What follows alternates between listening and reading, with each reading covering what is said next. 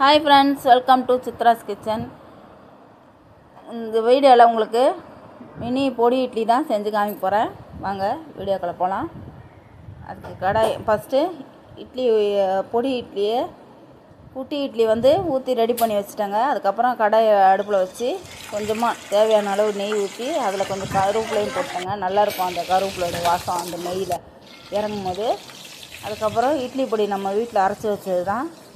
நம்மளுக்கு தேவையான அளவு எவ்வளோ இட்லி போடுறோமோ அதுக்கு தேவையான அளவு இட்லி பொடி நான் 3 ஸ்பூன் போட்டு அந்த நெய்யிலேயே நல்லா கொஞ்சம் 5 நிமிஷம் வறுத்து வதக்கி விட்டுட்டோங்க. அதுக்கப்புறம் நம்ம செஞ்சு வச்ச இட்லியை எடுத்து அதில் போட்டு நல்லா சூடு அந்த இட்லியில் ஃபுல்லாக சூடு ஏறுற வரைக்கும் அந்த மசாலாலாம் அந்த இட்லியில் நல்லா கலந்து வரணுங்க. அது வரைக்கும் நம்ம கிளறி விட்டுக்கிட்டே இருக்கணும்.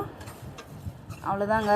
நம்ம கலர் வேணும்னா கொஞ்சமாக வெறும் மிளகாத்தூள் போட்டுக்கலாம். இட்லி பொடி கொஞ்சம் காரம் கம்மியாக தான் இருக்கும், அதனால் கொஞ்சம் வெறும் மிளகாத்தூள் போட்டுக்கிட்டோங்க கொஞ்சமாக. அது கலர் நல்லா இன்னும் கொஞ்சம் நல்லா அட்ராக்ட் பண்ணுங்க. அவ்வளோதாங்க, இட்லி பொடி இட்லி மினி பொடி இட்லி ரெடிங்க. அவ்வளோதாங்க. இந்த வீடியோ உங்களுக்கு பிடிச்சிருந்துச்சின்னா சப்ஸ்கிரைப் பண்ணுங்கள், எனக்கு சப்போர்ட் பண்ணுங்கள்.